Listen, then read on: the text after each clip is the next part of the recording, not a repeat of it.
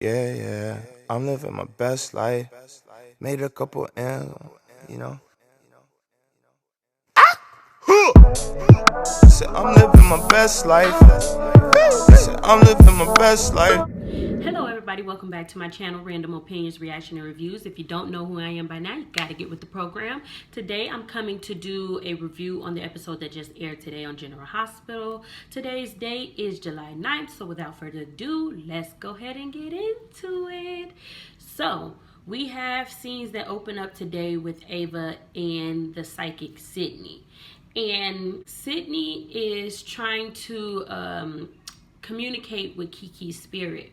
And so while she's communicating, Ava is just very annoying. Is Kiki here? Tell her that I'm sorry, I miss her. Da da da da, like just talking. And Sydney's like, look, be quiet. I'm trying to communicate with her. And so then the lights go out. And then they come back on, and Ava's like, was it Kiki? Was she trying to communicate with me? Let me know. And Sydney's like, look, Kiki's spirit is gone. Like, I can't communicate with her. She left. And Ava tears into Sydney. I should have knew you were fake. I should have knew you were phony. I should have knew you were trash. You just out to get my money. You're a con. You know, she didn't say those exact words, but basically she was just getting into this woman. And so then Ava starts to feel something.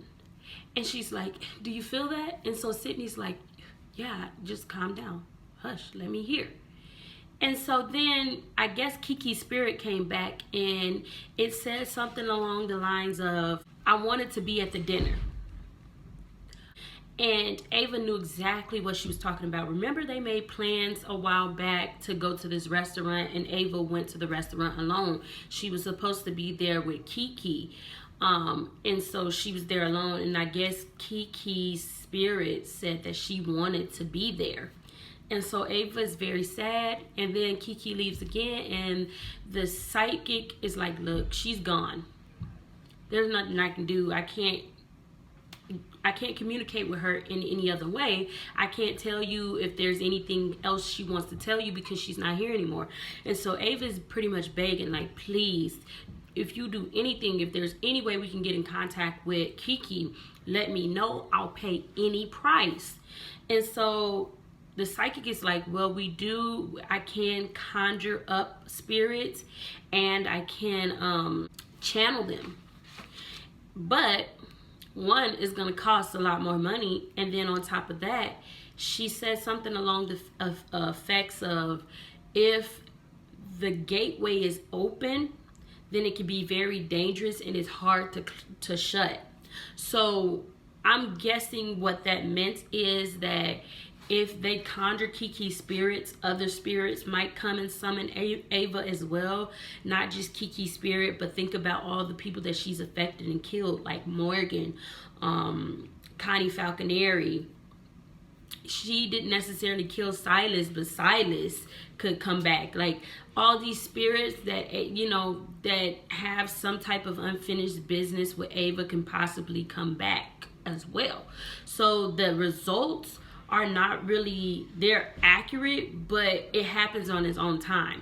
And then she also lets Ava know that she has to wait till the spirits are ready.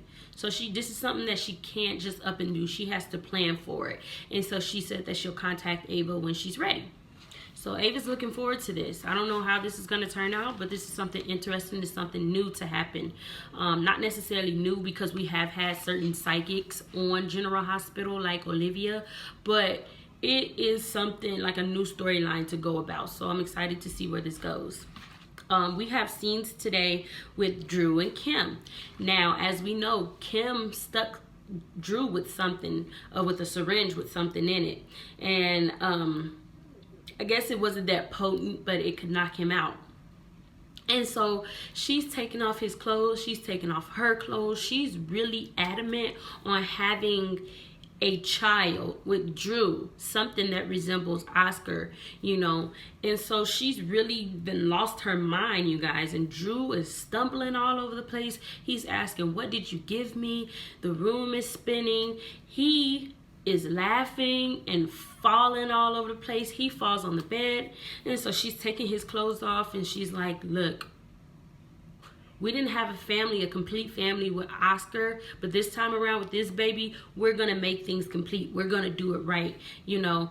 And then while she's kissing on him and stuff, Julian comes in. And she pulled the line that they always pull, one of the famous lines in soaps. Oh my God, it's not what it seems. Like, I was dying. I'm like, really? It really ain't what it seems, because you done drugged this man. He's not willingly having sex with you.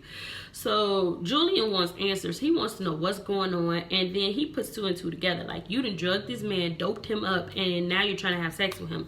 Like, I didn't realize how bad things got, but now since I know how bad it is, I'm going to get you the help that you need, and I'm going to stick by your side 100%. And I'm just thinking the whole time, Julian, him and Alexis didn't have a perfect relationship, but he's definitely did a 360 or 180. He's turned his life around for the better. He is invested in making sure Kim is okay. Kim seemed like she was just shocked that she even went that far, and that she was very regretful, and she didn't know how Drew was ever going to forgive her. She is now starting to see that she has lost her mind. And Julian is also telling her, look, it's not fair to the baby to have a baby just to not love them as much as you love Oscar. You're using this baby as a replacement. That's never good, because you're always going to favor their dead sibling over them. You can't do that. You have to take this time off to grieve. And if a baby is something you want, it'll come in due season. But you need to think about you and getting yourself right and getting you in the right state of mind. So he's like, let's get out of here before Drew wakes up and sees you in this room. Then Drew wakes up, and he wakes up, he's confused. How did I get here? He's stumbling. He puts on his pants. He's stumbling out the door, and Curtis runs into him. And Curtis is like, whoa, man, what's going on? And Drew is like, man, I don't know how I got here. And so Curtis is like, you're in the Haunted Star. And he looks out in the hallway, and he sees a syringe. And he said, I guess this is what somebody doped you up. And he goes to call Jordan. Why he's going to call Jordan, that didn't make sense to me. Jordan is not acting commissioner.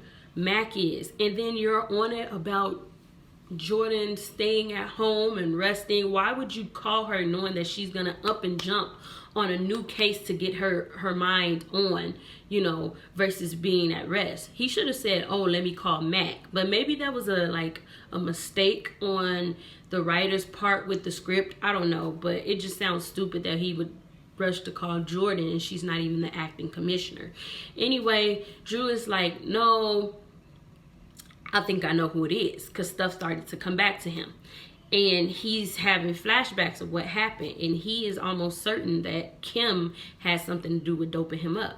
And so Curtis helps him out the room, and he looks back and he has another memory of her basically stroking his hair and telling him that she can't wait to have his baby, you know. And he's like, man, Curtis, get me the heck up out of here. Like, so you could tell his mind is going a million miles a minute, because maybe he doesn't know what happened. He blacked out, so he probably thinks that, you know, there's a possibility that she's pregnant, or that she's conceived and he's the baby father. But we all know that didn't happen. But he is just confused, you know. And you can tell he was really hurt, and he felt betrayed by what Kim did, you know. Hayden shows up. She's here. Her and Elizabeth hug it out. I can't believe you made it. I'm so happy. And Hayden is like, look, did you really think that I can miss this important day my sister is having? So I'm happy that these two are on good terms, because they did leave on good terms. So that's good. And Finn just looked like somebody slapped him. He was like a dumb deer in headlights. Like, he couldn't believe it. And Curtis gives her a hug, and I'm like, I forgot how many people love Hayden, you know. So people was actually happy to see Hayden. And then she's like, hold on, let me go speak to somebody. I'm thinking she finna go say hi to Finn. No, this woman goes and lays a big one on Jax. And I'm like,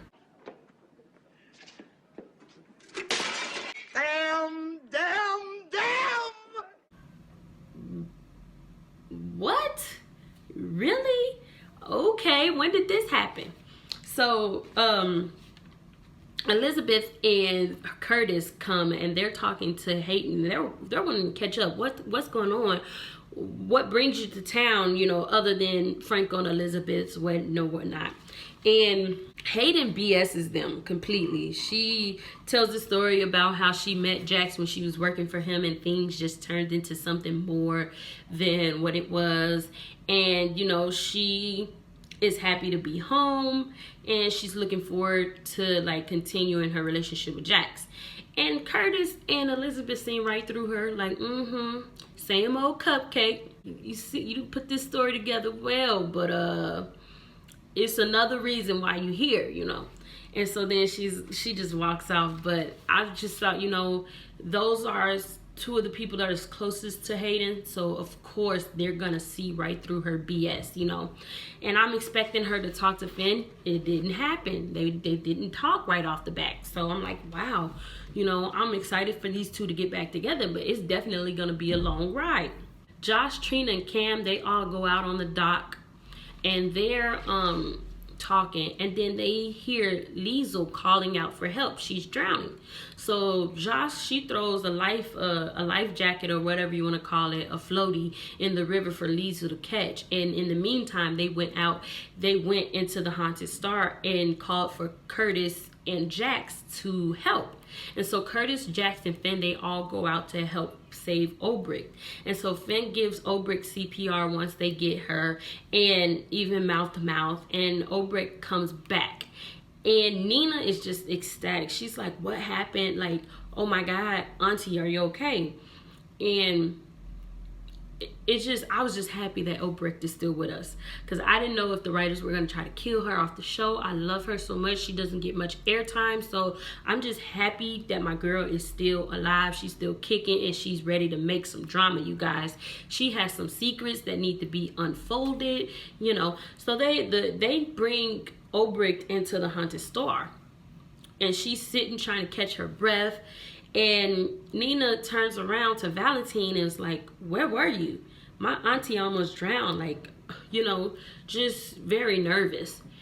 And then Bobbie goes to Brad, like, where were you? I'm like, uh-oh. So these two, they don't have an alibi of where they were when Obrecht was drowning. So the paramedics come and they're like, oh yeah, she was drunk and fell off the dock. And Obrecht was like, that is not what happened. Somebody pushed me off these docks. And so Nina is trying to convince her, like, look, you was a little drunk, you was tipsy. It was more than likely that you could have fell off the docks. And she's like, look, I know I was pushed. And so Bobbie starts to like put two and two together, like, hold on, you know, I know I was pushed. So then Nina goes over and she thanks Curtis. Like, I am loving Curtis's friendships with these women. Like, I just feel like he is just a good friend to have. And he is literally just a friend. He's not trying to talk to these women. He's not trying to mac down, none of that. He's just a solid friend to have. I'm loving it. So Nina comes, she thanks Curtis. And, you know, she acknowledges that, you know, he's her best friend. And Curtis is like, look, you make it easy. And she was like, no, I don't. And he was like, look, I'm glad you know that. So those were cute scenes. And she takes a bite off his cake. I'm like, oh my God, look at them, they besties or whatnot, you know. And he got his other bestie here. Like, I know Curtis was probably happy. This probably the happiest he's been, besides marrying Jordan, but whatever. Liz decides to check in with Finn because she's like, look, I know it's a lot that Hayden just up and came here. Like, you two don't have unfinished business. Like, how are you? How's your headspace? And he's okay, you know. At the same time, he's missing Anna, but now he's a lot more confused because Hayden is now in the picture. He doesn't know if she's going to be sticking around. They have a lot of unfinished business, you know. And it was good that Liz checked in on him.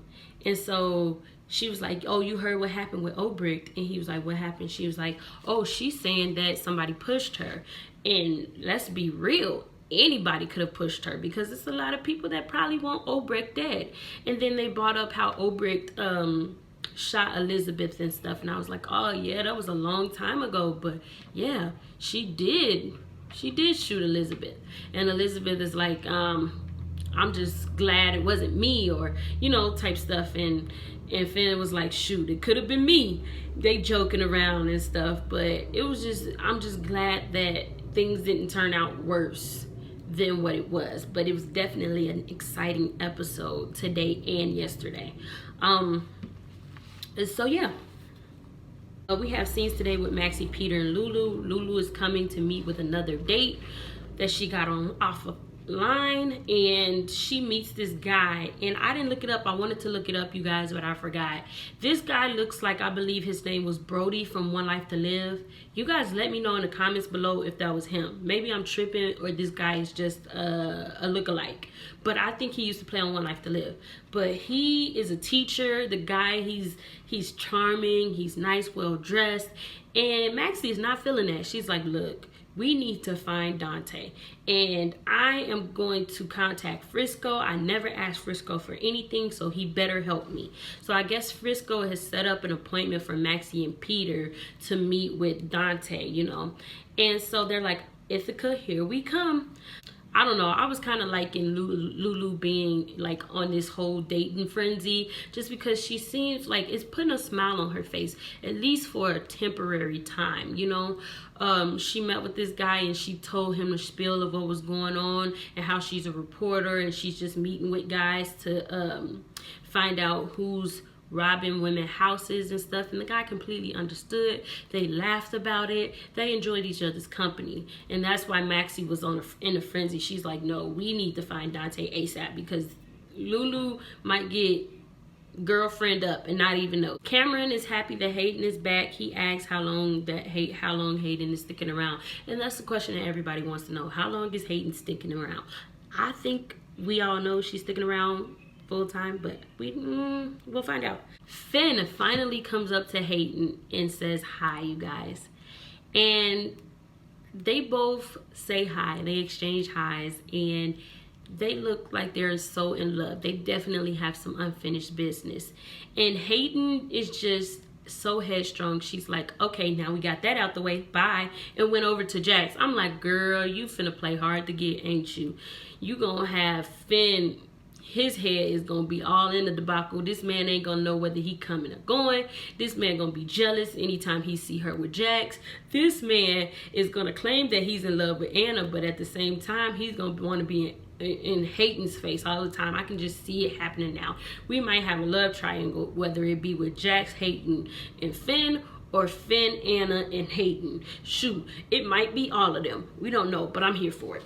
Bobbie overhears Franco and Elizabeth talking, and Franco wants to follow up with Obrecht about these secrets that she knows regarding baby Wiley. And so Bobbie overhears it, and she goes and tells Brad, look, you guys, Obrecht knows something.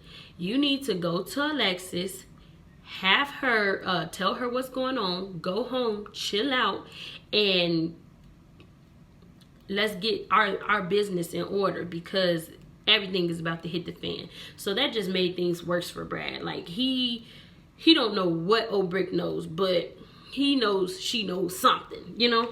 It was kind of nice that Scott told Franco that he loved him. Those were nice scenes.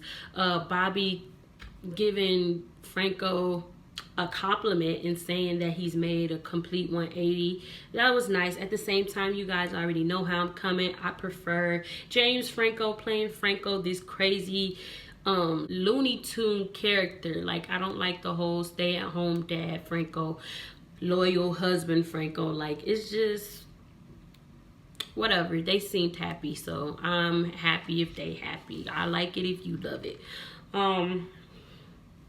I like the scene today with Nina and Franco. Nina pretty much told Franco she's happy for him. He deserves to be happy. You know, things turned out well. At the time when they were together, looking back when they broke up, it didn't seem like everything was going to turn out as good as it did. But now she has her family, she has 2 beautiful daughters, and he has his family. So, you know, she was like, you know what, you deserve happiness, and I'm happy for Liz as well. So she put the hatchet off to the side. That was kind of nice.